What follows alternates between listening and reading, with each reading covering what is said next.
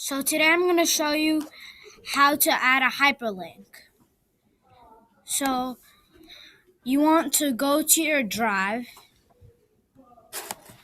and then you want to find something you want to add a hyperlink to.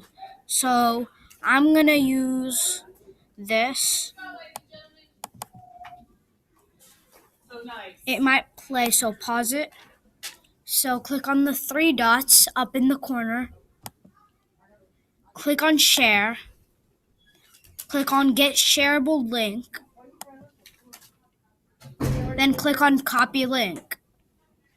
Then you click done. Go to backpack. Go to where do you want to put it. And then you click to type and you click Control V. And then you click enter to make it active. So now you want to click on it and click edit link. Do not touch the link or it won't work. The link won't work. So you want to erase all the text so it won't be showing it on your slide or wherever you want to copy it. And then you want to type in whatever. I'm going to type in the name of my video.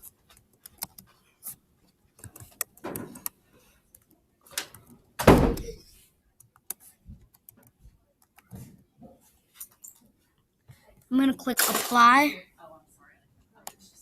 highlight it, and then change its text color.